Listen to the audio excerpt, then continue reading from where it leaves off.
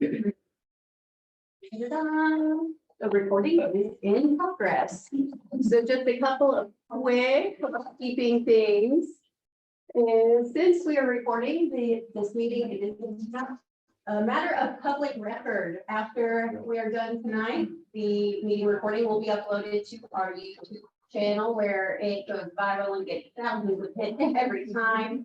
No, but with that in mind, be mindful of what comes across your microphone or the camera lens. If you are joining us remotely, please keep yourselves on mute to reduce any background noise. Ready to at that point, you can unmute yourself. And those of you who are in the room, know that it scratch your nose or maybe any weird faces. Looking at you, Jeff. They will be recorded and kept on record forever. So with that, this is Monday night still live. Monday, December 11th. This is the LWIA 23 quarterly board meeting, and with that, our chair, Bill will start the meeting. It's ready. I'm ready. If you're not done eating, go ahead and eat. Just try not to talk. All right, with that, Debbie, call roll. Bill Williams. Present. Bill Boland. Kevin Finger. Stephen Burkholder. I'm here. Kevin Busher. Here.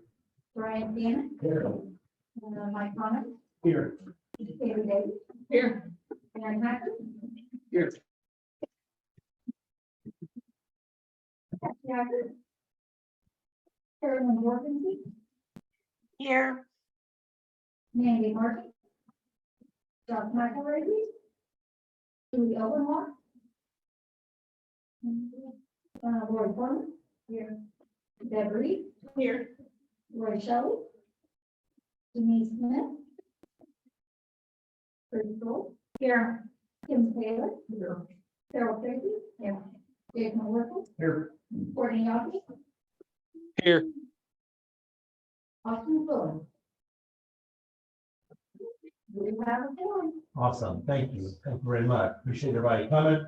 Appreciate everybody joining us online. Thank you very much. So we'll get to item 3 on the agenda tonight. Is there anyone that has a conflict of interest? With what's on the agenda, I would assume not be the case. So the conflict of interest, Tony. So back to your motion. Dude, we need, I do that every time, don't I? I do that every time. Has everyone had a chance to review the minutes that were sent to you? Debbie works hard on, then I just bypass them. I'm sorry. So, does anyone have any corrections or additions to the minutes? If not, may I have a motion to approve the minutes as presented? I'll make the motion. All right. Thanks, Kevin. Go ahead for those minutes, please. Yes. All right. Thank you, Kim. All right. All in favor, say aye. Aye. All opposed, same sign. Thank you very much. Now, we can go to number 3. Thank you. All right. Conflicts of interest. We covered that. No one has spoke up. We'll move on. So now, Tony, you are up, sir. All right, so this is going to be more of an overview of the process, not necessarily a training. But the reason for the RFP is, well, know, it's a reminder for the board members who've been here for quite a while. We do this every 4 years. By law, we have to do it every at least 4 years. We extend it out as far as we can. So the RFP will be available tomorrow. It'll be on our website. It'll be in the newspaper in Effingham. Any potential bidders, if you Google, we had some potential bidders 4 years ago out of East Coast and the West Coast.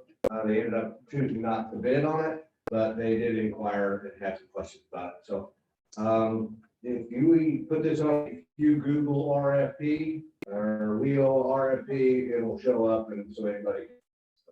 Anyway, the timeline for this is going to be, like I said, when they issue it tomorrow. Hey, real quick, will you explain what we're RFPing, because we have new board members who don't even know what we're RFPing. Okay, so let me just get started over with the RFP request for proposal. So we as a board manage the Title I dollars. Those Title I dollars are in the hands of SEFs as our service provider for adult and dislocated worker and youth programs. Those programs have to be requested, we have to request proposals every 4 years. So that's what the RFP is. SEPS has had the adult program for, I'm gonna guess, as long as I've been here, and probably 30 years prior to me being here. So, yeah, so it's been, they've had all three for how long? Probably 15 years. We used to have, Lakeland College used to have a dislocated worker program, but when the funds started getting a little tighter, we wanted to have one service provider to cut down a little bit overhead. So, and that's what we did. We chose to RFP all three funding streams at one time. I think the law says we have to RFP the youth. Can be RFP by themselves. We choose not to do that. You ask a bunch of areas in the state, they have multiple youth providers. That just means more youth overhead. So to do it this way, and that's the way we were going to continue to do it, to get as much money out to our customers as we can and not all bound up in overhead costs. So that kind of explains what we're doing, right? So now I can kind of get to the process of it. Last meeting, we asked for volunteers to be on a review committee, and who was that? Oh, so graciously volunteered Chris Stroll and Carol Tracy, Courtney, Anki, and myself are going to do the review. So, like I said, we're going to send out the RFP tomorrow. Kevin and I are in talks. So we're going to have an intent to bid. That is due by January 8th. They have to send us a letter to officially intend to bid on the project. They will have, it's due on February 12th, 2024. We will have, as a review committee, we'll have a month to grade these proposals, and then the award will be given to the bidder of our choice. The review committees will make a recommendation at our March meeting, and the board will either take our recommendation and or pick somebody else as a service provider. So, and then the contract will begin July 1st, 20. So that's the whole process we're going through the next couple months, along with everything else that Jamie's going to be doing. And Chris, poor Chris. I don't know how you sleep. Sleep is not always necessary. Can I ask a couple of questions? You may. I know we talked about adult and dislocated worker are together. Right now we have adult dislocated worker and youth together. So we've had youth out separately and we've had adult and dislocated workers separately. I know you talked a little bit about the overhead costs. What are some of the other benefits or disadvantages to either all three being together or having youth separate from adult and dislocated work, other than overhead? Just because I know that there are people that are sitting around the table that have no idea, like this is the first time you've been introduced to the RFP. I have been through the process before, but there's a lot to it. So I wanted to talk maybe a little bit more so that the board members kind of understood what it looks like and what the possibilities are, so that we can make a good decision. You sound like a good person to answer your own question. Some other areas do, because there's more than one LWA in the state of Illinois. And like you said, there are some that have youth providers, many youth providers, where we have one adult dislocated worker and youth provider. What does that look like? Or Jamie, I know you sit on some IWP calls with other areas. What does that look like? Or what could it look like? The wonderful thing about WIOA and the local workforce areas is that we have a great level of local control. So there's a lot of different possibilities and we can pick what works best for our region. So what works in other areas doesn't necessarily work for us, and what we're doing might work great for us, but not for other areas. I do know that I have limited experience with what we do because this is my 3rd year in and I've never been through an RFP process before. So I also know we're very unique in that we are the only LWIA in Illinois that contracts out 100% of our services to a single service provider. LWIA 26 to the south of us contracts out 100% of their services, but to two different providers. And that's based geographically because they're also a large region. Other than that, I think we're the only ones that do 100% contract out. So I can't speak to all of the advantages or disadvantages because I've only lived through us contracting out 100% of our services to a single service provider.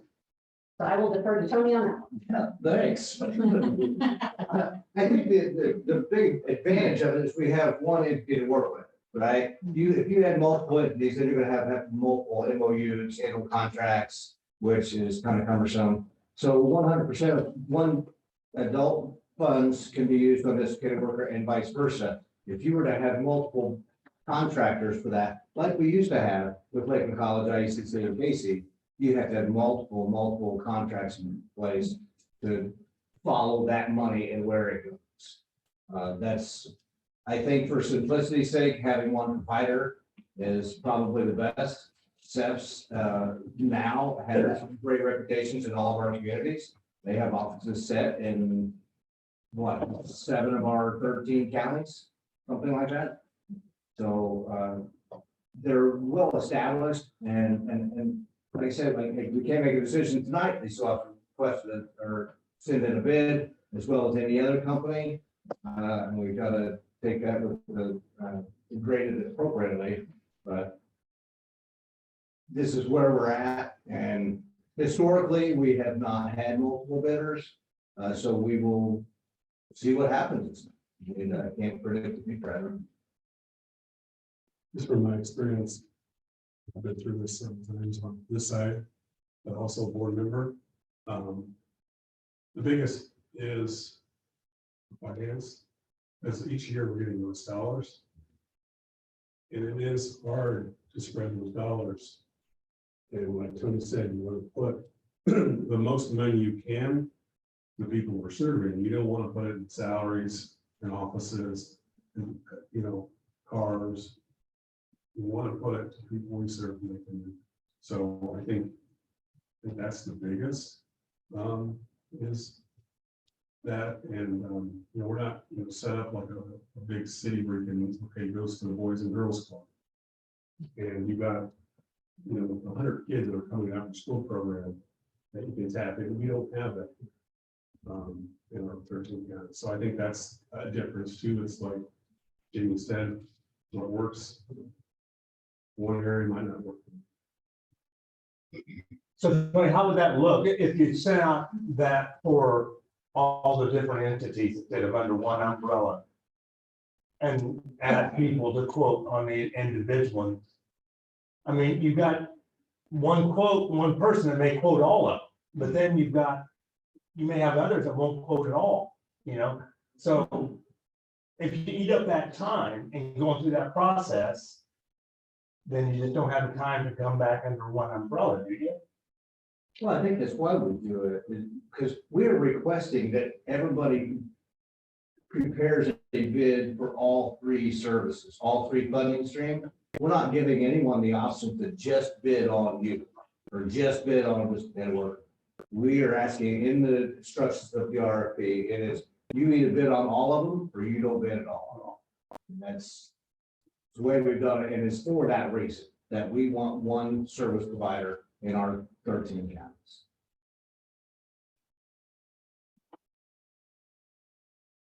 Any other questions that I can't answer? Well, I would ask, how are we measuring success with how we've been doing? Is it working for us? Well, we do have our performance measures that they are tied for every stream. And every year that SEPS has had it, yes, we have to go through that.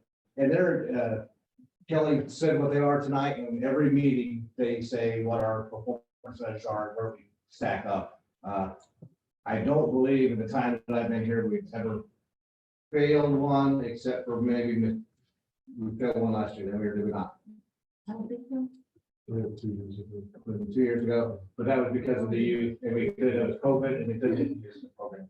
But the 20 years I've been here, SEPS has never failed any. We've failed them according along the year, but we really judge how they've done over the course of the year based on the final performance measures in June. And we have, like I said, with the exception of COVID, we have never failed. So that's how we measure how they're doing, because that is all of their work. It has nothing to do with me, Jamie, Debbie, and Devin. That's their work with the customers. That's, And I am true advocate for sex, but one of the things that I want to call out, just pushing back a little, is sex is not represented in, so they may have an office in all counties, but they're certainly not represented in other counties like they are here. And I think for me, and the counties I serve, because I also cross over into Macon County and Shelby County, and I have other groups that we work with besides this one, and just seeing how can we make that better, because all the incredible services that they have to offer, we don't see that in all counties. There's a presence, but it's not to the degree that it is here. I think that would be a discussion we would have to have with Seth. I know that they have case managers that are in charge of different counties that we don't have a physical office in. And their presence in that county may be lacking a little bit, basically because they have their office duties at where they're at. I mean, that would be a question for them. Is that something that they address in their proposal? The proposal does ask that they have a main office in Effingham County and must have outreach in all our 13 counties, or at least access to customers in all of them. And how are you going to do that? It goes back to, a lot of it is, can you pay for a staff in an office at each county? Yeah, we can do whatever we want to do. But that's what people get served. That's the way it is, because there's no overhead requirement for you. You can spend 95% of your dollars on overhead, buy 3 kids, serving 3 kids. You can do that, but you gotta, just it's cost money, and the more, hire staff and pay them all the taxes, the health insurance, and do an office, it's probably $60,000 an office for $70,000. If you take that, you can serve, 10, 15 kids a year with that. So it just depends on what the board wants. Is the reason for Effingham because of the central location? Yes. Probably one stop, right? And the one stop is located here. Gotta have somebody who wants. Any other questions? I know we had discussion about SEPs. I think that's a discussion we need to have in March. This was kind of about the process and what we got to get through to get there. But yes, great question, Lori, about services in different counties that they're not physically in. That should be addressed, and we can talk about that at some point. That's the process we're going to go through over the next couple of months.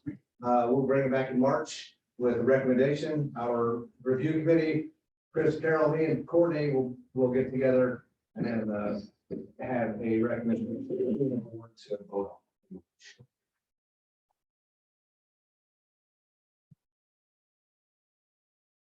That's all I got. Anybody else have any questions? All right, thanks, Tony. Appreciate that. A lot of work yet to be done. So moving to item 5, community reports. Mike, you want to start off? Sure. Planning and Oversight met on 12/7 at 4:30. We were planning on 100% participation, but we're also able to get the forum instead. We approved the grant recipient fiscal agent reports to go to the board tonight. We're planning on hearing program fiscal monitoring reports from Kevin, but Kelly gave the report in his place. Jamie gave the regional planning report and we'll go over it with the board tonight. Kelly will also go over tonight the paid leave act policy that SEPs will be putting in place. We're planning the next planning and oversight meeting on 3/14 at 4:30. Any questions for Mike? None? All right. You're up. Leave Chris, are you there?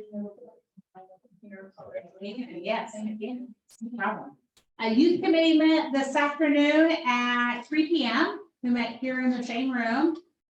We did approve the minutes from our last meeting. The youth committee spent some time on phase 3 of our reorganization. What I will tell you is we had some great discussion. I took some notes. We talked a lot about different types of youth, that 16 to 24 age group in our communities, and how to best reach out to some of them that are not in school right now. What is the method to reach out to them? Where do we find them? Youth in school are sitting in a classroom right now. You can go in and talk to a classroom full of students. But youth out of school, they could be working, they may be living in different places, they may be homeless. They have a lot of barriers. So we are actually putting together a subgroup of Lori, myself, and Jamie, who else? Somebody else. Question, there was something else. We're gonna do a subgroup and we're gonna talk about communication to youth that are out of school right now and how do we get a hold of them? We've had a lot of really great ideas on different agencies to be able to work through, school districts, mailers, social media. How do we communicate with that targeted audience? So more to come on how we'll be communicating with youth and getting out some of the services that we provide. Robert Woolen was the third person. Robert Willem, okay, Robert from NAL will also be on the committee with us. Kelly provided some information on activities and programs for our youth group. And then also she shared with us the performance measures for this year so far. Did I miss anything? Anything on the youth committee? Well, thanks, Chris. Thank you. Any questions for Chris?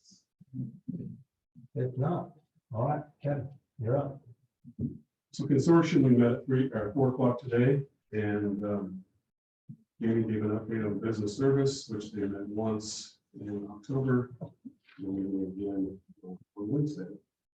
We talked about a service integration services at the one stop. We're going to be doing a self-assessment coming up here shortly, see how we can better integrate the services we have for individual customers and for business services for businesses in our area.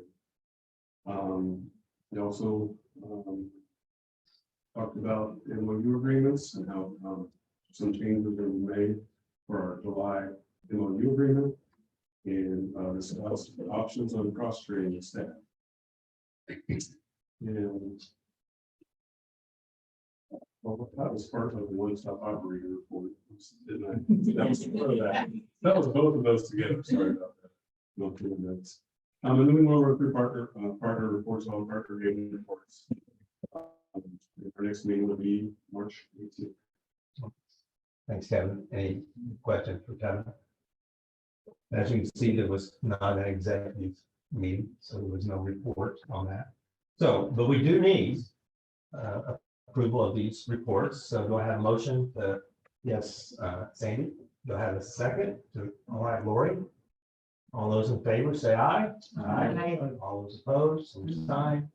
All right, thank you very much. All right, item 6, service provider report. Kelly, it's all on you. Okay, and for everyone, I hope everybody remembers me. I'm Kelly. I'm taking Molly's place. She's enjoying her retirement, I'm sure, tonight.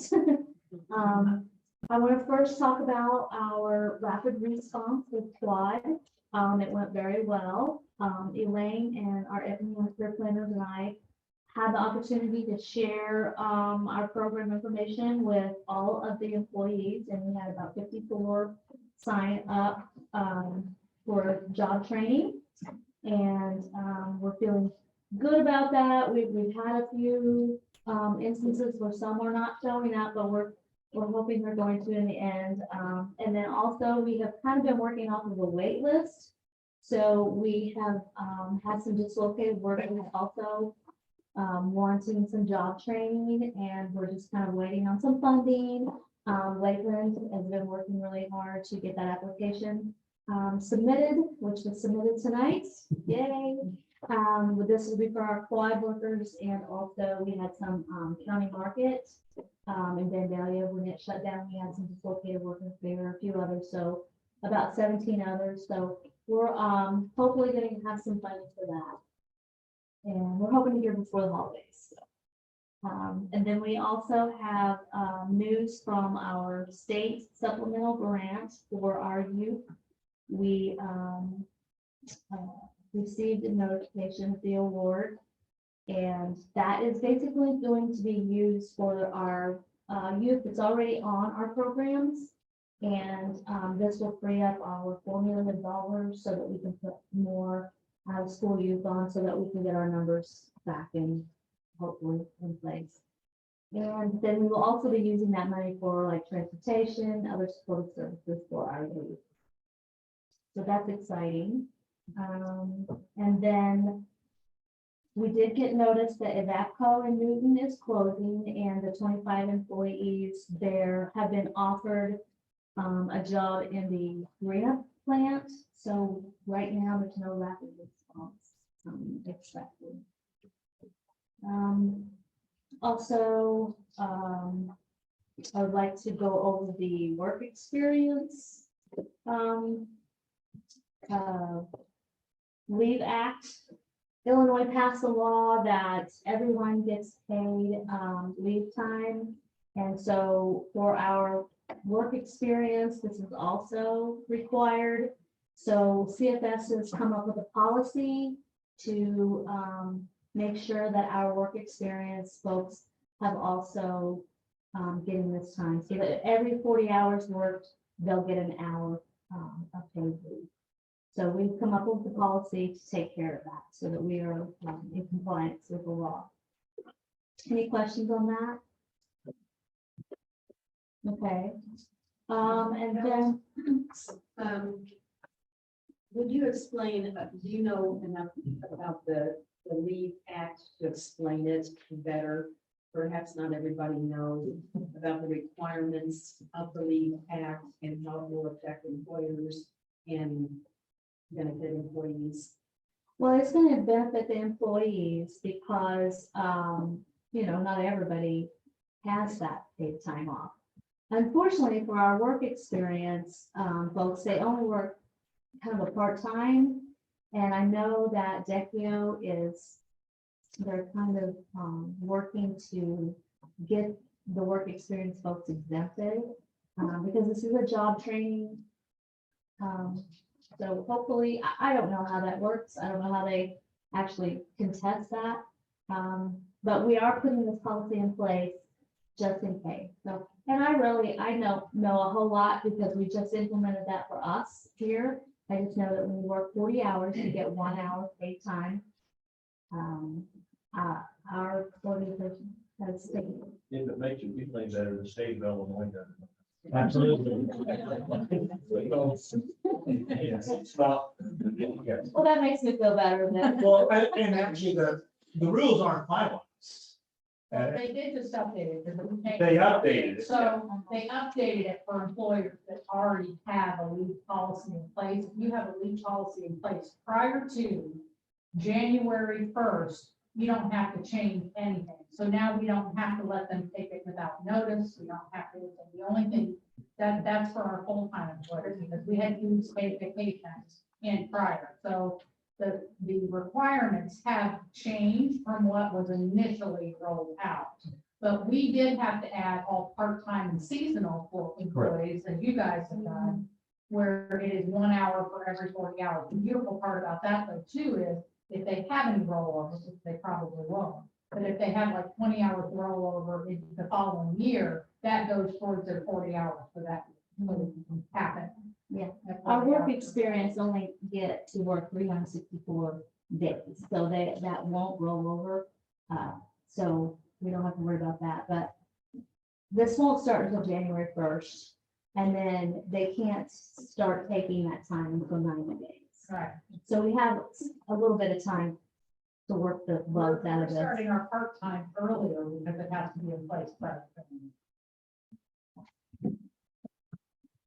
That's the best I can do. For what it's worth, the current exclusions or exemptions right now are just university or college workers and park districts. In school district. School districts, Except for private schools. except for private schools. So that's really cool. But that doesn't help us in that our employees are temporary. They're well aware from the beginning that this is a work experience. That is basically an internship and it's paid. It's just that the employer of record is SEPs as opposed to Lakeland College or a university or another school district. So DCO is working right now to get clarification and hopefully that the powers that be at the state do make exemption to this type of situation, but also there's not clarity on if our federal WIA grant dollars can be used for paid time off for work experience. And so I know DCO was also looking into that as well to see if that's even an allowable cost for us. And if it's not, then how could we then also pay this paid time off? So there's still a lot in the air that they're working on, because you're right, the state of Illinois doesn't know how they're going to implement this, because there's so many things they didn't necessarily think of. So that's our job right now, is to make sure that they're thinking of these things, and hopefully before April 1st, that 90 days where the first person who's been earning would start to use some of that time maybe. Hopefully we have something in place by then and some clarity, because while this is really cool and a great benefit to a lot of employees, in our particular situation with our grant dollars and just the amount of time it takes to track those minute hours building up, is that a great use of our grant funded time too. So it's good that they have the policy in place and ready to go for January 1st, but this is still something we're keeping very close watch on. Hopefully something will pan out in our favor so that we don't have to have a larger administrative burden on top of all of the fun administration stuff that we already do.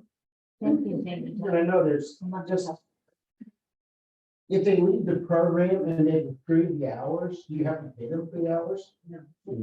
No. So they. But if they usually come lose- back within that 12-month period, then we do have to reinstate those hours. But we don't have to pay them if they leave, but if they come back, they start So if right they where they work left off. like 120 hours, they would accrue 3 hours of paid leave.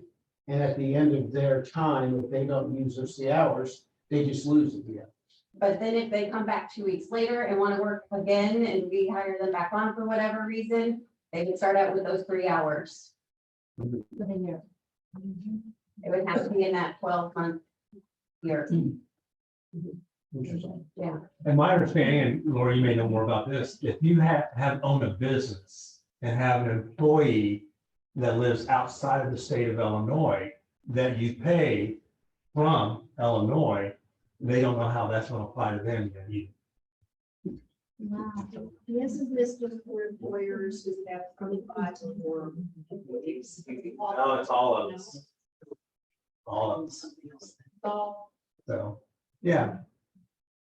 Really going to be difficult for employers. And this is some employers who, our competition with us, for example, put in place like the additional 40 hours early on when it started being marketed. if you Yeah. will.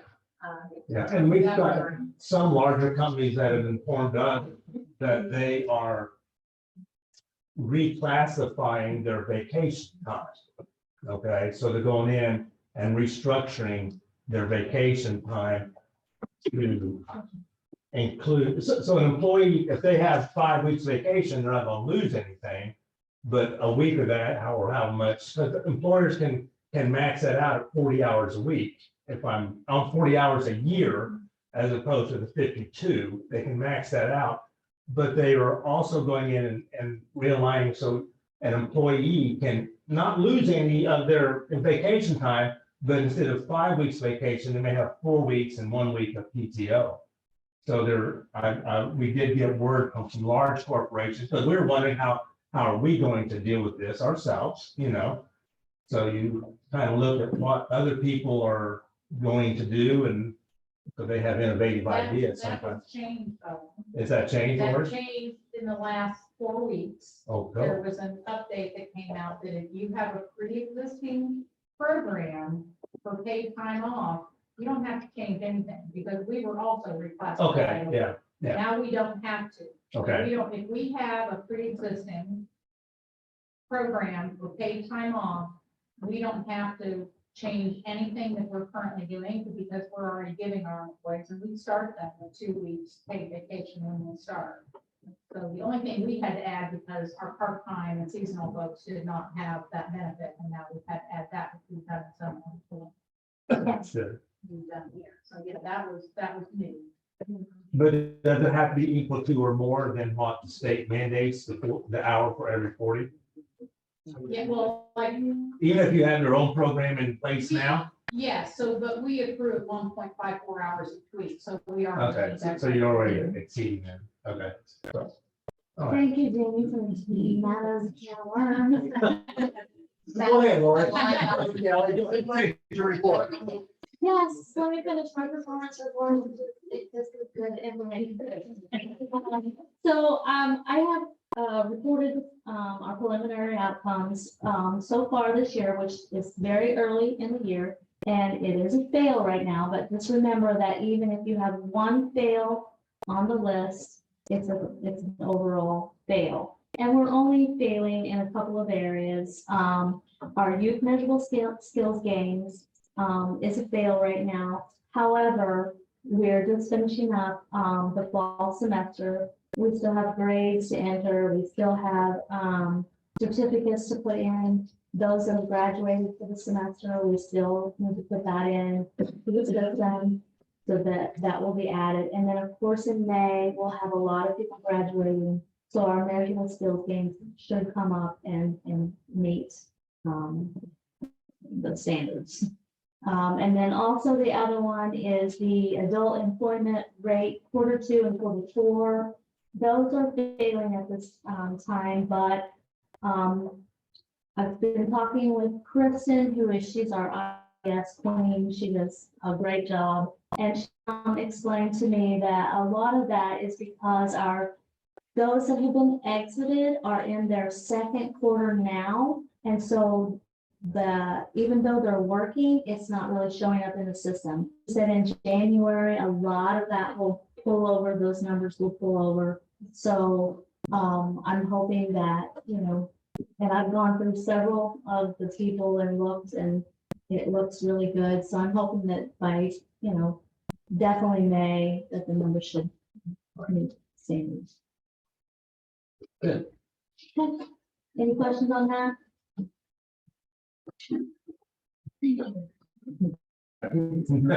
First report. First report. Thank you very much, Kevin. Thank you very much. All right. So, moving on. Jamie. All right. So, fingers crossed. Here, the right screen, and this is gonna go well. Welcome to the fiscal audit report.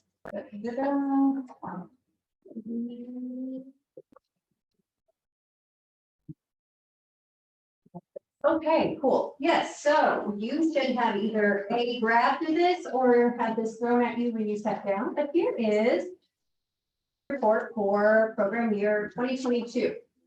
So typically you in our June meeting, we talk about the end of our program year and how everything looks, what we're expecting for allocations for the next year. Then in September, we kind of go over the same thing again. And then in December, we bring you an annual report that has the same information. As we talk about just what exactly is the workforce ecosystem, why is it important, these funding streams that we have with WIA, the supplemental dollars that we're getting and why we're getting them, a lot of that all comes back to what is the workforce ecosystem and why is it important? And we're realizing that no one really knows. I didn't know what the workforce ecosystem was before I was in this position. I was part of it, but I didn't. If you said workforce ecosystem or workforce development, I would have, like, I'm Perkins. I don't know what any of that means. I'm just here. So it's been important to me since day one to increase the visibility. We hear all the time we owe that's kept secret, right? So let's increase the visibility, improve awareness of what WIA is, why it's important, what we're doing. So when we're doing an internal document that's just repeating the same thing 3 times, I saw an opportunity of let's do something that can be used as an external document as well. That gets the word out across LWIA 23 and beyond what we're doing, who our partners are, why we're working together, and what goal it is. So instead of just some fiscal reports of what you've already seen numerous times and that you can access through all of our monthly reports that you get, that you look at diligently, get that monthly e-newsletter. Instead, we have a new annual report. There are still lots of statistics in there. There's lots of information on what we've done, how much money we've spent, where it's gone. But one of the things I'm really excited about is there's celebrations of partners as well. So as you go through there, you're going to read about the ESEA success story, the receipt. What is that? I'm not entirely sure that I can get up here and explain to you what it is in detail, but I know that our partners over at IDES, they're working really hard to get individuals who are unemployed back into the workforce, to get them the training they need. In addition to what WIOA does, they're doing additional things to supplement and get people into the workforce even faster. We have was it consortium or was it our youth committee? The adult education director for Lakeland College talked about their response to the need for ESL in the workforce and working with employers to provide ESL to their employees right there on site. So we have a celebration of a partner who's directly responding to the immediate needs of the workforce. So there's lots of stories in here beyond just what we do as Title I service providers, beyond what we just do as a board, to what the entire workforce ecosystem in our area is doing and how we are all working toward and celebrating workforce development. So originally, when I had these printed out, my idea was that these would go to not only our board members and our chief elected officials, but also to our local legislative representatives at the state level and the federal level. So we will be mailing some of these out to those representatives that are in the LWIA, represent the LWIA 23 region and on.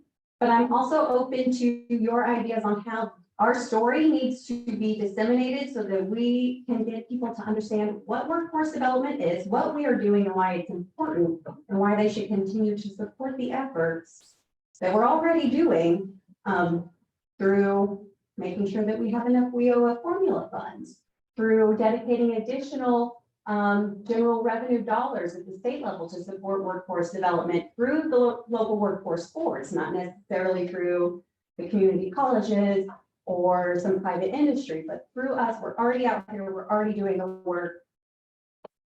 Give us a little bit more flexibility to do great things, and we will do the great things. So take this, read it at your leisure. I know you just want to consume the whole thing right now, but we got other stuff to move on to. And if you have ideas of who should be seeing this book, this will also go on our webpage, yes, and we'll share a link on social media.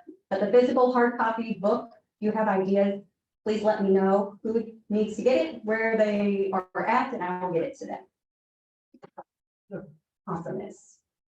So then let's get back to what we normally talk about in the fiscal agent report. Right now, you're seeing our incumbent worker training, our current projects in this. This is a little bit misleading. If the screens were bigger, you would see it looks like we have a lot of money left in incumbent worker, but as of just about an hour ago, maybe a little less, we told these some of that money over from 1B to 1A. So we've had a banner year already for incumbent worker training, and we expect to continue to support incumbent worker training. We're just going to get a little bit creative on where those funds are going to come from and how we're going to do it. But there are additional funds coming our way that we will get into right now. So one of the things is we've got a new trade assistance grant, and it is a whopping $9,400. Helps us from October 1st through September 30th of next year, and it is for one participant that's left over from the Pittsburgh blast shutdown, where they were affected by foreign trade. Have to get a new grant to carry on that one last participant. And then we have PY23 supplemental funding. So this is what Kelly alluded to a bit with for the youth. And what I'm kind of talking about with why it's so important for our legislators and representatives to understand why what we do is important. So, NOAA, as I think we've already said in this meeting, is our funding is not necessarily getting bigger. Every year since I've been here, It went down a little bit this year. We got a slight increase, but not enough to keep up with the cost of everything else increasing. And WIOA has this really cool thing where we put a lot of regulations and restrictions on how we can use the funds, all very well intended, but they make it very difficult for us to be innovative, despite what's in the title of Workforce Innovation and Opportunity Act. So this was DCO's, they pleaded to the governor, and the governor put aside so much money from the state's general revenue fund. So this is much more flexible dollars that they asked each LWIA to come up with a plan to do things that you've always wanted to do with WIOA dollars, but could not do. And be very innovative, think outside of the box, but all this money has to be spent by June 30th of 2024. And in September, we're giving you this notice. The application's due September 1st, and we'll give you the money whenever we get it. So in true fashion, even though we were given all this flexibility to do whatever we wanted, we were still given very tight restrictions of a timeline. So our approach in LWIA 23 was to reach out to our partners who are already doing really amazing things for the workforce and to see how we could innovatively support them in a way that we haven't been able to support them before. And we received numerous ideas or requests or proposals. We submitted 12 to DCO, and only 7 of those were approved. So the 7 here are listed. We are looking at a data agreement or database access, I guess you would say, expanding ESL and GED learning for Lakeland College, expanding welding ICAPS. Illinois Eastern Community College is rolling out an MSSE certified production technician training program more quickly because of this. We are going to support our Title II partners in covering costs of high school equivalency testing funds. And we are going to support the apprenticeship intermediaries with some dollars as well. But Kelly was referring to Title I youth supplement. So I think we set aside, what was it, like 198 something? A big old chunk. I had so many numbers going through my head today. A big chunk for supplementing what we have not been able to do for youth with our formula dollars, because formula dollars were tight. We had a whole lot of youth rollover from last year. We had to take away some of the supportive services that we traditionally do just to be able to make sure that we're maintaining all of those same customers as best as we could. So now the supplemental money is able to let us serve those customers to the full extent that we traditionally do with WIOA, and then leave room in our formula funds to be able to put on some new youth as well. So while it still wasn't quite us being super innovative and doing really new cool things, it was the best we can do with this quick turnaround time. And this is important because if this year goes well and all of the LWIAs, they got all this money, we do really great things, and hopefully they will continue to be a part of the Illinois state budget that is dedicated to workforce development and will go to the LWIAs without the same really tight restrictions as WIOA dollars, and allow us to do new things. So we have been awarded $269,421.46. We just got the approval late last week. So we are this week and next week working on rolling all of that out for all of our partners in those projects you see listed there. So it's exciting, it's thrilling, it's been just like a crazy rat race to get it going, but we're there. Then if you came in here early while dinner was being served, you probably saw me with my nose in my laptop typing furiously, because I just submitted our proposal for the PY22 Rapid Response or 1E grant. In my mind, E stands for emergency. I don't know if that's true, but that's what I like to think of as this is emergency money. So because of the Quad Graphics shutdown, because of the AVAPCO shutdown, and just because this 1E grant is a little bit special from prior 1E grant, there's the opportunity for a little more flexibility. And so we were able to apply or create a proposal, not just for the Quad Graphics Rapid Response event to serve those 54 individuals from Quad Graphics who have expressed interest in returning to school for career training, but we're also able to address There's a wait list of 17 dislocated workers from other events. We're able to address that wait list. And then we have currently 15 dislocated workers that we're serving with WIA dollars that we're able to go ahead and move to this 1E grant to free up some of those 1D or traditional formula dollars to move over to 1A because we have a substantial 1A wait list as well. So this also includes overhead costs that traditionally with 1E we have not covered. We've used formula dollars to cover the overhead, so still putting a burden onto our normal money. But this is unique in that overhead costs are included. It's more than one event, and it's able to support those individuals that are already enrolled in the program as of December 1st. So that just got submitted to DCO tonight. I have been assured several times that this will move pretty quickly because the governor is watching the quad graphics event and how the rapid response is handled with it. So there was a big push to use this grant to the full extent of its capabilities and to do it quickly and efficiently because this is top priority. So fingers are crossed, and I would hope that y'all have your fingers and toes crossed too, that yes, we get a response very quickly that our proposal's been accepted and that they will give us some money from 1E. Even just since I created this slide yesterday, Friday, sometime, actually the proposal we just submitted was for 835,000, not 742, but 835,000. And it still leaves a little bit of some of our 1A or list that we still need to find additional funds for, so I will be working on that next. But that was submitted, fingers crossed, that we hear something very good. We do. Magic 8 Ball.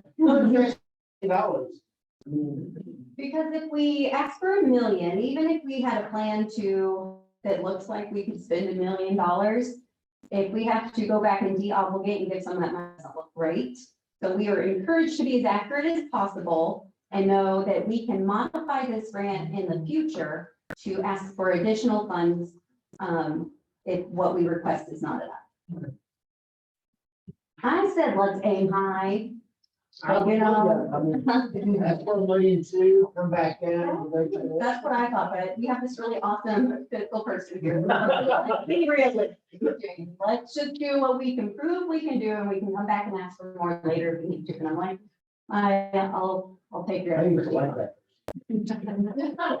Hey, keep like it, Berkeley. Your other option?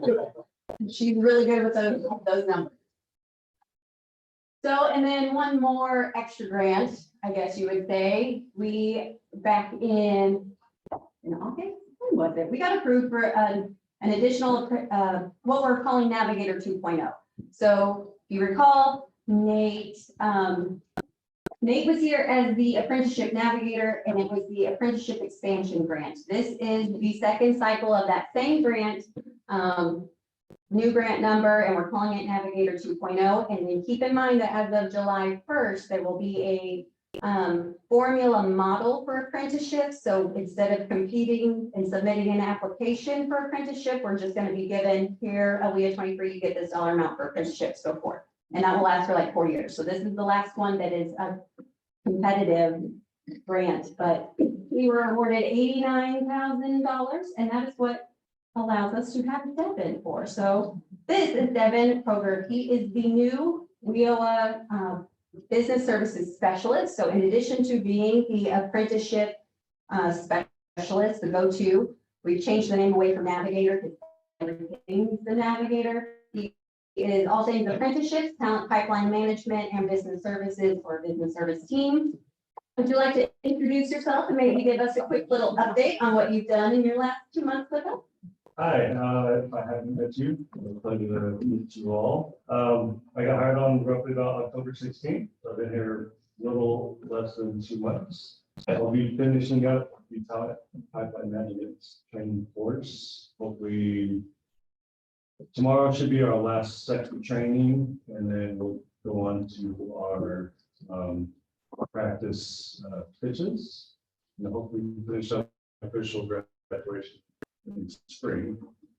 Up there, you'll see Irwin Seating is also slotted for welding.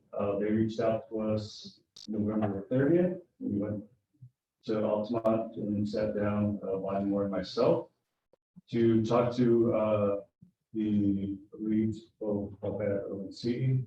And they had mentioned possibly a certified welding instructor, industrial maintenance mechanic, and there's additional one other one that I don't recall off the top of my head.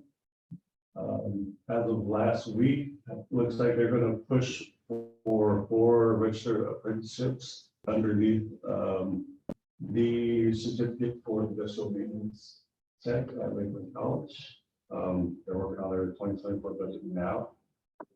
So if that gets, I would expect to probably be sitting down with them to hash out curriculum and their on-the-job learning for the work process document. That program usually starts in the fall. So I'd like to have the apprenticeships approved with the Department of Labor early in the spring, so they have plenty of time to get their fingers crossed for workers slotted to start classes in the fall. So that is what is currently on as far as registered. Any questions? And just since I made this slide yesterday, those that under RAP and development, registered apprenticeship programs and development, pipeline repair technician and foreman with Midwest Solutions. Just today, those were officially approved by the Department of Labor, so those can move up to new RAPs developed and approved since July of 2023. So for Devin's grant, our goal, Nate's grant, our goal was 5 apprenticeships, brand new apprenticeships developed. We had 9 in our area, and then like 4 more were expanded upon, so almost like 13-ish. So for this grant, our goal is 10, and already we have 3 towards that 10. So we are we're in a good spot, and I'm excited for all of the great stuff that's going to come with apprenticeships over the next few months. All right, so still on the topic of apprenticeship, National Apprenticeship Week was November 13th through the 19th. We had a wonderful turnout of county boards, organizations, cities, who all did proclamations proclaiming that they recognize the importance of apprenticeships to the workforce and for recognizing and celebrating National Apprenticeship Week. So thank you to all of you who did proclamations and sent photos. I think that put IECC got all the extra bonus points for submitting so many photos. But Jim Bolin, you were pretty close. Second. I appreciate the pictures. And then Polk County, she's not reflected up here, but we also had a proclamation from Polk.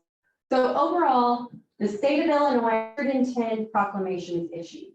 LWIA 23 was 9 of those proclamations. I feel like that's a pretty good turnout for a little 23. There were 230 some events across the state, including like webinars and stuff. And we in our area had at least 3 in person. That's not counting any of the webinars that I have missed or didn't realize were happening. So I'm very thrilled at the support that, and I hope next year will be even bigger and better. So thank you for everything you guys have done. All right, Devin talked about Talent Pipeline Management Academy. He is in the academy right now, along with 2 of our business service team members, Freddie Buckingham and Scott Cahoon. So with those 3, plus myself and board member Courtney Yockey, that's 5 of us in LWIA 23 who are or about to be certified in Talent Pipeline Management Facilitation. So part of our 2024 goals is to, and part of our regional plan goals will be to really expand the sector partnerships that make up a talent pipeline collaborative, and to just spread the enthusiasm of what talent pipeline management can do for our area, and for getting all of these sectors to see each other, not just as competition, but as partners and collaboratives in ensuring that we're producing a very effective, highly skilled, high caliber local talent pipeline, and that we are keeping our talent here in the region and not losing them to other areas. So keep your eyes peeled for more to come on talent pipeline management. Right now, we have the manufacturing collaborative in IT and healthcare. Childcare or education has been talked about. They've expressed interest. TDL's expressed interest, building and construction. The ones that we will focus on are going to be determined by our target sectors that comes from regional planning. So as we get into the regional planning data and looking at that with all of our partners, those target sectors may change, but we're looking to have 5 established collaboratives this upcoming year. So just for you to think about, just ponder as you're thinking about talent management and why, what does that have to do with our board? Well, our board's mission is to create a workforce talent pipeline, right there in our mission. It's a talent pipeline, connecting people with sustainable employment through training services. So you, as board members, as members of your community, leaders in business and industry, how are you influencing the talent pipeline? What changes do you see happening in the next 2, 3, 4, 5 years in the local workforce? We're evolving quickly. The pandemic made us do a whole lot of things really quick, and we are still seeing ripple effects, and we're going to continue to see ripple effects for a very long time. Does our current workforce have the skills needed to be competitive in the next 5 years? Thinking of those students who went to school on Zoom during the pandemic, how prepared are they going to be for the workforce when they graduate high school? Keep thinking that, and when there's an invitation to join the Talent Pipeline Management Collaborative, you pop right on in and you share your thoughts. So, did I go way too far? That takes me to regional planning. All of the stuff we have going on right now, and then we got regional planning as well. So the regional plan, it's required, but the reason why it's required is because it's very useful. It meets the purpose of us developing and aligning and integrating service delivery strategies amongst all workforce partners that support the state's vision and goals. So the Illinois gets together with all of their workforce leaders there at the state level and creates the Illinois State Unified Plan. As they develop that, we get together as a local workforce innovation area. We have the benefit of also getting together as a regional area because we're the only LWIA in our economic development region. So we create our local and regional plan to align with the state plan. So what we will do is we'll look at the components as laid out by the Department of Commerce. So we're going to review economic and workforce data. We're going to look at what strategies we have in place now and what strategies could be developed for service integration, both for businesses and for individual services. We're going to decide on a vision, goals, and implementation strategy for the region. We're going to look at operating systems and policies across the partners. We're going to look at our performance goals and how we evaluate them. And then we will also report on our technical requirements and assurances. Part of all of those chapters is that we're looking at our MOU, our Memorandum of Understanding with our partners regarding our one-stop service delivery. And we're looking at our self-assessment of our service integration. So those title partners and required partners at the one-stop, how are we working together to make sure that we're offering the best, most efficient program as possible or process possible for the customers when they walk into the one-stop? What is their experience? How can we improve it? All of that good stuff. This is our continuous improvement. We're stepping back, looking at ourselves. What can we do better? And then those things, service integration action plan and MOU updates, influence our regional plan. So when you look at the timeline, you'll see we have a whole lot going on at the same time that all has to be done together. So it probably looks pretty small for y'all in here, but essentially we get our data packets in November for all of our newest workforce data as given to us by the economists at the Department of Employment Security. And then in December through January, we get a regional planning team together to look at that data, analyze what we think is best for our region to prioritize as far as goals and plans, schemes, what was one of the other words? Master plans. I'm gonna say plan like 19,000 times, so I'm trying to think of other words to go along with this. Strategies, method, proposals. We're going to do a lot of planning and we're going to get together to do this planning. So in December and January, when we're working on our regional plan, we're also working on that service assessment integration. Service integration assessment that I'm gonna explain a little bit later. And we're looking at the MOU and we're looking at what our other partners are doing, what their strategic plans are. We get all of that done because in February, by the 14th, we have to post that regional plan for public comment, and it has to be up for 30 days. So as of March 18th, we can start taking that public comment and we can update our regional plan, considering those public comments. And then we have to have it to you guys, to the board, to approve that regional plan before we submit it to DCO, to the governor. So then on March 31st, we submit our final regional plan as approved by our board. Then in April, the MOUs will, all of those changes and the new report of outcomes will be due. In May, the state will review our regional plan and let us know what changes they want made because they always want changes. And around that same time, the final MOU budget is due. And then our revisions will be submitted to DCO in June, and then July 1st, our regional plan is effective. So the next few weeks are going to be very busy with regional plan, service integration, assessment and action plan, MOU, RFP, and like 4 other things that have initials that I can't even think of right now. There's a lot going on right at this very moment. So for us to quickly be able to get some of this regional planning work done for the regional plan, we anticipate doing a kickoff with our business service team this Wednesday, December 13th at our normal business service team meeting time. But since this is very short, last minute notice for anyone beyond our business service team, we will have a makeup date or redo of the kickoff next Wednesday, December 20th. From there, I've sketched out a very tentative plan, but to give us some time for service integration and MOU discussions, we will very first Wednesday of January start with chapter 3, then we'll work on chapter 2 the following Wednesday, then chapter 4, then chapter 5, and then the last week of January, chapter 6 and partner review to keep us on track to have everything ready for public comment by February 14th. So you will probably see some invitations for regional planning meeting sessions.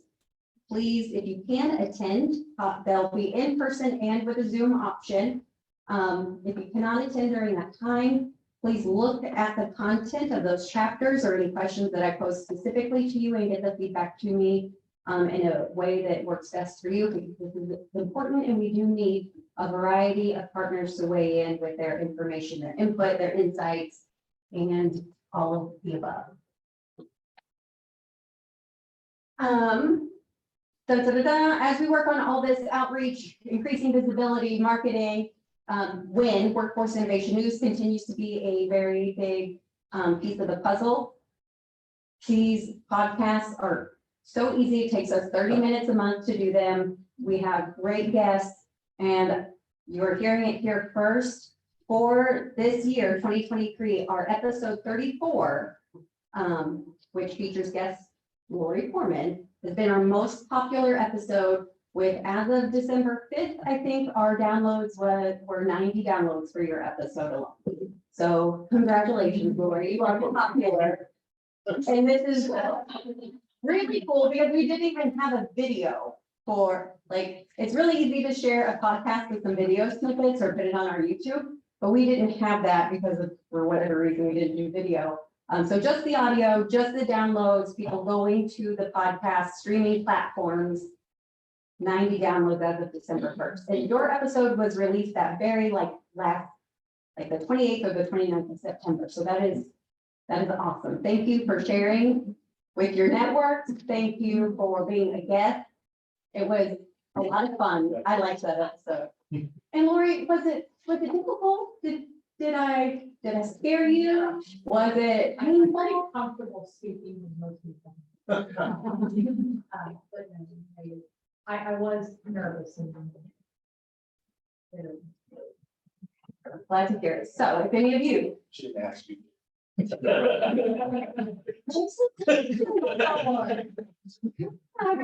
couple of you that have helped me out. Yes, so if you want to do a podcast because you have an initiative that you really want to share or something cool that's going on that you want to talk about, this is a service to you all. Or if you just have something that you think needs to be highlighted as far as workforce goes, let me know your ideas. We'll sit and we'll talk. It really takes 30 minutes and it's very low key. I don't do anything to prepare at all. I know that's so shocking, but it's just a conversation. It's awesome. So if you have not already caught episode 34, please do so. We're on Apple Podcasts, Google Podcasts, Stitcher, and Spotify. And then since then, we've released episode 35 with Freddie Buckingham on veteran services. So that's a good one as well to catch. Again, marketing, outreach, visibility, the cheapest marketing technique for us is social media. It's free, but we really need organic activity for it to go anywhere. We're a small team, just a few of us. And if I keep sharing the same post and I'm the administrator of the post, it doesn't go very far. So your engagement with social media posts, with the pages, sharing the pages would be greatly appreciated. At LWIA 23 and on LinkedIn, we're linkedin.com/company/LWIA-23. But you search LWIA 23, you'll find us. And then just as a reminder, Lakeland College will be closed from December 22nd, not 23rd, but 22nd to January 1st. We'll be back in the office on January 2nd, 2024. So cheers and Happy New Year. And then just save a few dates. March 18th is our next board meeting. 8th grade career conference at Lakeland College is April 11th and 12th. So if you are an employer or business that want to reach 8th graders and let them know what opportunities are out there, be on the lookout to sign up for that. And the WIOA Summit is coming up April 24th and 25th. And I'm going to stop sharing because I want to go back real quick to the service integration self-assessment and tell you a little bit about that with my notes so that I don't mess it up. So back to focus on regional planning. Part of the plan, we have to have an action plan. See, so many plans. We have to develop an action approach to service integration and continuous improvement on how we are serving individuals out of the one-stop.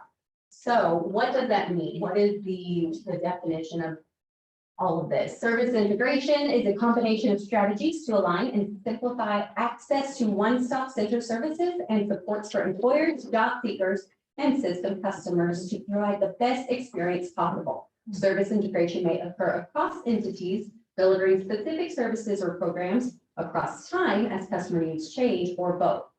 So our one-stop operator consortium is going to lead the way with the self-assessment because the bulk of the assessment is what they do.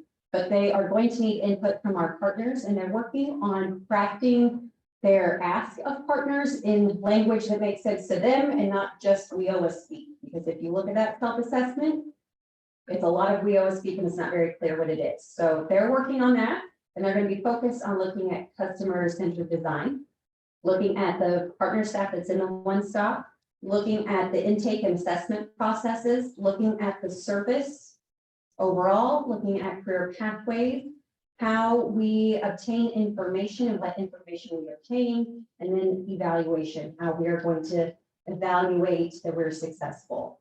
And so that's going to require those 4 title partners that make up the one-stop consortium, Title I, Title II, Title III, Title IV. So that's Chris Stroll, Kelly Denton, Carolyn Jorgensen, and Casey Burgholzer. And then they're going to reach out to our required partners. So that's everybody else. That's career and technical education, community colleges, Perkins, that's community service block grant recipients, that's HUD employment and training programs, Job Corps, veterans, employment representatives, TANF, unemployment compensation, youth build, small business administration, local employers, community-based organizations, and faith-based organizations. So it's everybody. And why are we doing this? Because service integration connects people with resources within and outside of the workforce development system. Customers of the workforce system are supported with integrated services as core and required partners and other community partners work together to continuously improve service delivery through policy and data-driven decisions to assist individuals in meeting their training and employment goals. These partnerships will value customers, equity, and the law.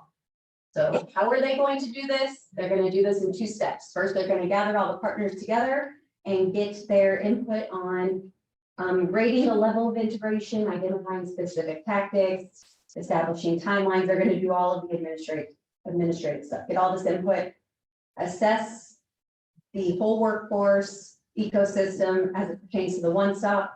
And then the second step would be for them to review and evaluate the completed tool and then to use that to inform an action plan. That action plan will be part of the regional plan or the regional schema or the regional, whatever you want to call it, because we're doing a lot of planning to create a plan.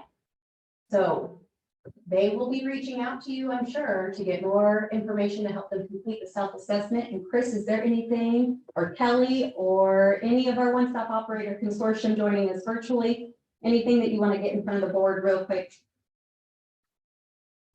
Now, When you look at the timeline, chapter 2 is where the service integration piece will be.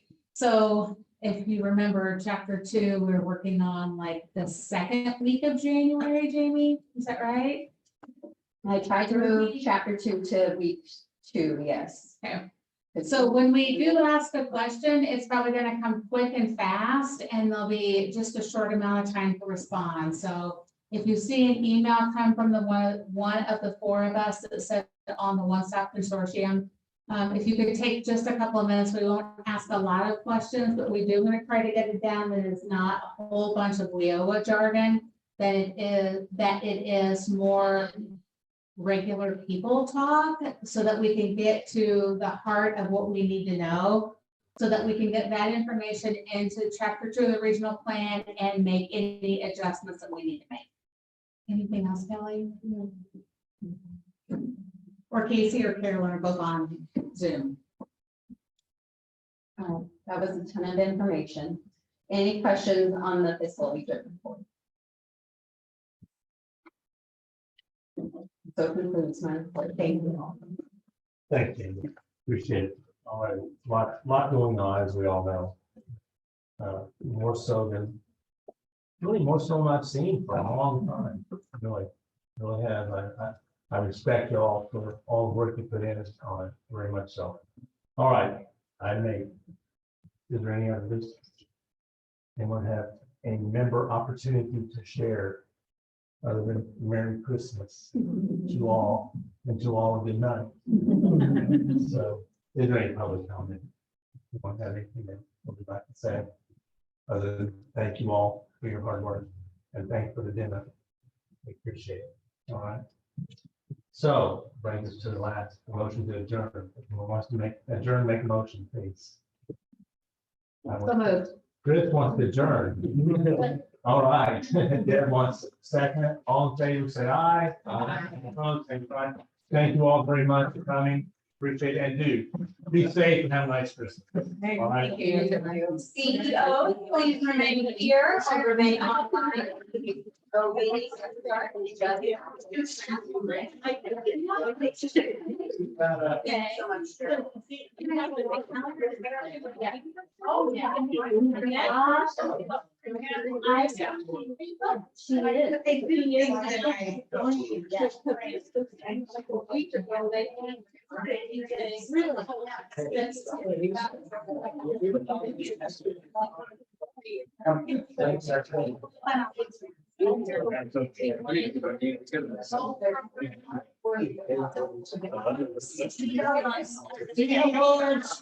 was hoping you might have three more. Yes, I do. Yes.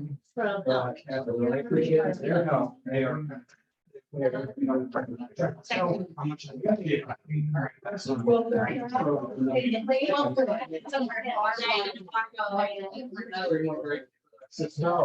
So.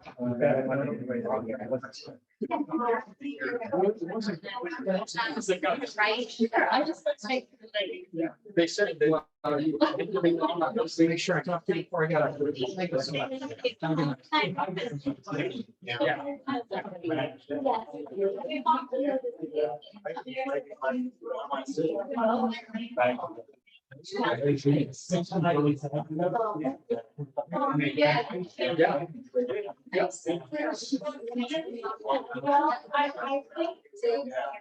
you do.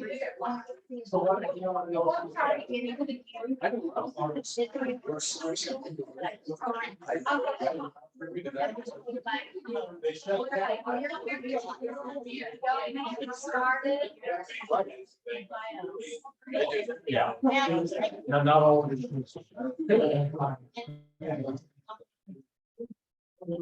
All right. What?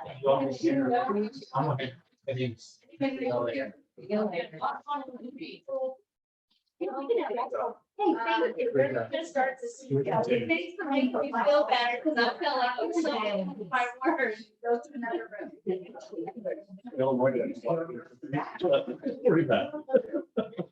We're hoping that it's. So that's gonna take a lot of time and. Yeah. Have a good night. Guys. Yes. All right. And. The microphone's over here. If you come down a bit. Not only the event center, the restaurants, they have maintenance, they have, the, sports academy. So they got a big, complex with different facets. Well, this isn't really the animal. I don't know what to say. Our house working. So welcome. Yeah. We'll call this, It's actually Different levels. Yeah. again, we're calling the CEO meeting to order. Sorry. Can we have roll call, please? Here. Kimber, Yes. Silver. Stephen Gray. David Hare. Matthew Purdy, here, John Burrow, Here. David Smith, here. Jeff Wood. Here. David Morgan. Here. Very good. Next one. All right, great. Number two, review and approval of the June minutes because there was not a quorum in September. Do I have a? Thank you. Do I have a second? All right. All those in favor, signify by saying aye. Any opposed, same sign. Hearing none. Passed. Number three, conflict of interest disclosure. Hearing none. Number four, approval of public sector board members. Tony. Our recertification packet went into BCO at the end of September. This should have been done in December meeting since we didn't have a quorum. You couldn't vote on it. The job of the CEOs collectively to appoint and reappoint public sector members to this board. We did have a new member from DHS, Aaron Hacker, who's sitting down here just a second ago. He came on in October 1st of his first official day. Then reappointments are Casey Bergholder from IDES. Kevin Busher represents CSBG. Josh McElravy represents the union, and Chris Stoll represents Title II, which is still education. So those were the ones that need to be reappointed as of October 1st. So we just need to get it in the minutes that you collectively approve those. So Second? Second. Thank you. All those in favor? Aye. Aye. Any opposed, same sign. Motion carries. Number five, signatory authority update, Jamie. Sure, so I will start back, since we did not have a quorum last time. So for the PY 23, we owe a formula grant Greg Maxwell and then Mad Shoot signed for that, in the amount of $2,523,715. Then we had signatures for PY 23 State Apprenticeship Expansion Grant or Navigator 2.0 in the amount of $89,000 by Greg Maxwell. And then Greg at the end of July left, so Madge was signing things after Greg's last day of July 27th, I believe. Then we had signatures for the provider contract budget for the budget assessed. Greg Maxwell signed that at the beginning of July. And then new, we had trade assistance grant in the amount of $9,400 that Madge Chu signed in November. And then the PY 23 supplemental funding grant that we talked about tonight in the amount of $269,421 was signed by Madge as well.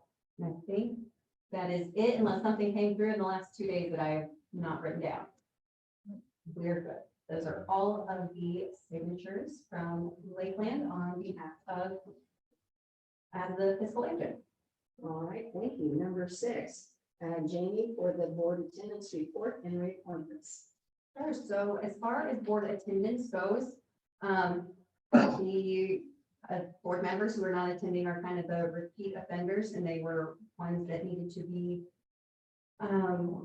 replaced anyway, or we're looking to doubt. So right now, technically, we are not in compliance with our CEO agreement because we do not have a board member for Fayette County.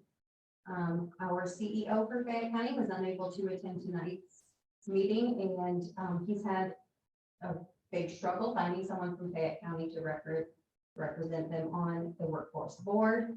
So we are here to let you guys know that we're not out of compliance with anything that DPO or WIA legislation has put into effect, but our own agreement between the CEOs and the workforce board is that there would be at least one private industry member from each county in our 13 counties. And right now, Fayette County has no one. So there are a couple options. If anyone knows someone from Fayette County who's interested in serving on the workforce board, we can get them over to Jake Harris for him to approach them and start the nomination. Or Tony, there's something else that we can do that I'm still a little fuzzy on, but it could be someone from not Fayette County that would represent Fayette County. Yeah, just to be in compliance with our CEO agreement, CEO board agreement, there is a clause in there that says someone county cannot find a private sector member, the CEOs of county. So let's just take, for example, right now, we have 2 private sector people from Effingham County. We have Roy Shelley and we have Conrad, Mike Conrad. So if the board chair from Effingham County and the board chair from Fayette County got together and said, hey, you know what? One of these 2 private sector people is going to represent Fayette County, just so we can be in compliance on paper in our, for our CEO's agreement. Fayette County, I would think that they wouldn't like that because now Fayette County has no representation because both of those folks live in Effingham. They're not representing that county, they're only representing it on paper. And that is an allowable thing we can do. I think the big thing that we should push really is, and Jimmy's been doing it, and I've been doing it too, is trying to get Fayette County to give us a private sector person. We've given them some names that other people in the community have given us, and they have worked out. So that is an option. So if you have somebody in one of your counties that really wants to be on the board, but you already have a private sector person on your board, we can get them on the board through Fayette County if Jacob Harris, Fayette County Board allows. It's just there has to be an agreement between the 2 counties. But there's a way around everything. Like Jamie said, we're not in non-compliance with the state or the feds with anything. It's our local policies that we're not. But have you shared that idea with Jake? I mean, he seemed receptive. As far as what we've, Allowing another. we haven't even approached him with that yet. So we wouldn't bring it to you guys. We're hoping Jake to be here. That is an option. But the main priority really is to get a private sector person. Looks like somebody on their board would know somebody who might be in agreement to do this. They know some public, or they've approached some, they've had interest from public representatives from like the school board, but it's finding a private industry representative that has been such a struggle.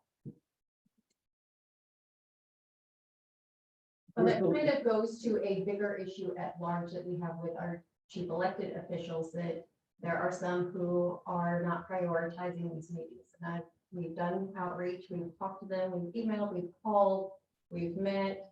And there's just still, and it's not even just our LWIA, the LWIAs are reporting very similar things, especially with newer county board chairs, that it is very difficult to get their engagement. So I'm looking for ideas from you guys as county board chairs. What can I do better to get them to understand how important workforce development is and how important attendance and meetings are? Yes, you said you had some interest from school board members. They have jobs. Is there some way you could work around that? I don't know that they were school board members, but they worked at the school or worked for the school board. Okay, I was just thinking that. That was you a could good work idea. around, you know, if they work for industry or work for, I mean, it would be a way to shoehorn them in that would be better than having another county representative. Just a thought. That is an excellent thought and something I will definitely raise next time I'm able to speak one with the individual. It is very hard for me to get, especially our CEOs that do not participate often. It's hard for me to get them on. And it's only 4 meetings a year. I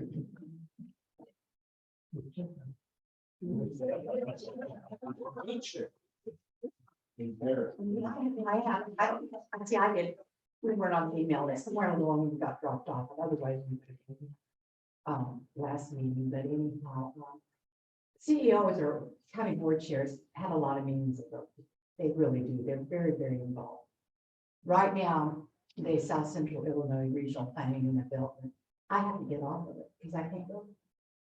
I can't represent as the CEO for the county because their meeting is the same night as my full board meeting.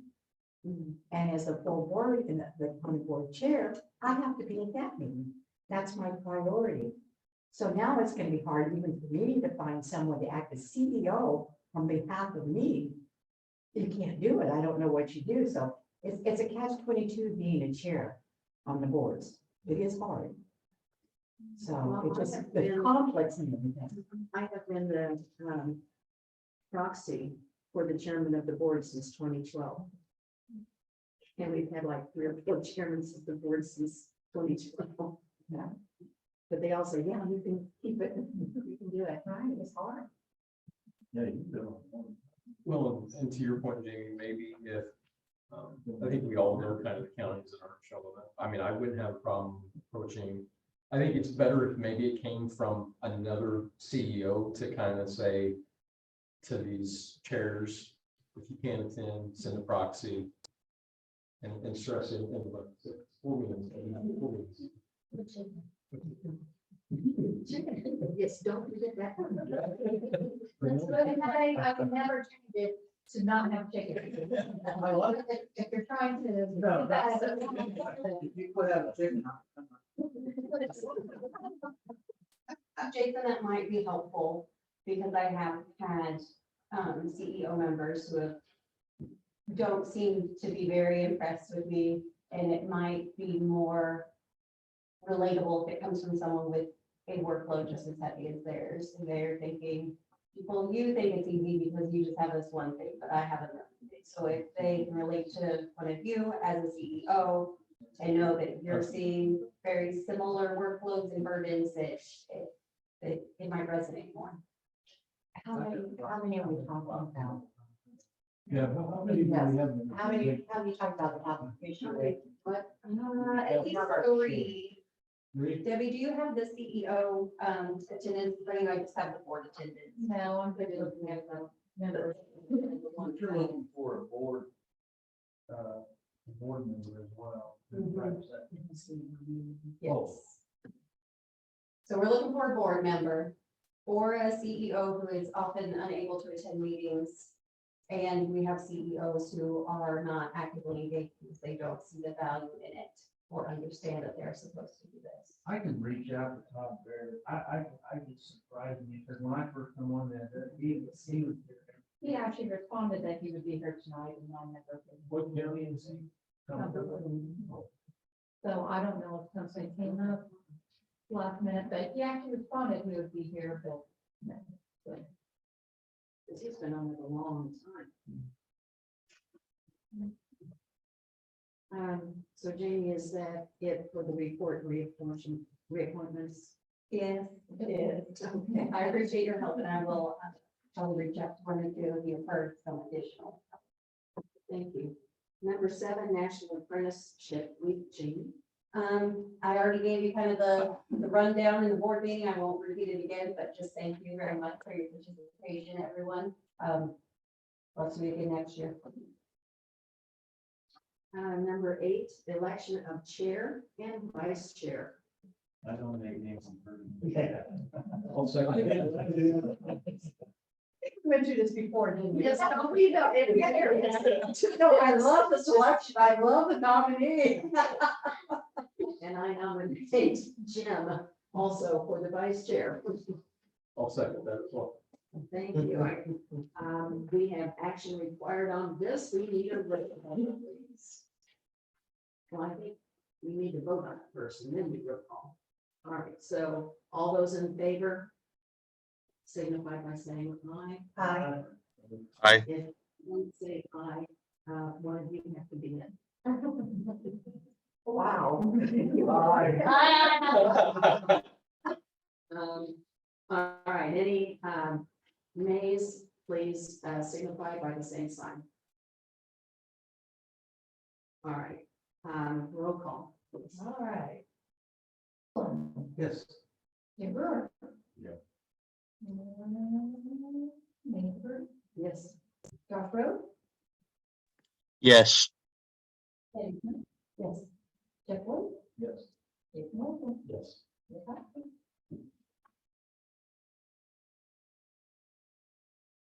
All right, thank you. Number 9, old business, any old or new business to report? Hearing none, public comment, number 10. Closing remarks, just be safe going home. The next meeting is March 18th. And do I have a motion to adjourn? Merry Christmas. Merry Christmas. I have two hours a second. All right. Thanks, everyone. Thank you all so much. Thank you, John. I'm going to log off now. You have a wonderful night and then Merry Christmas and Happy New Year. Yeah.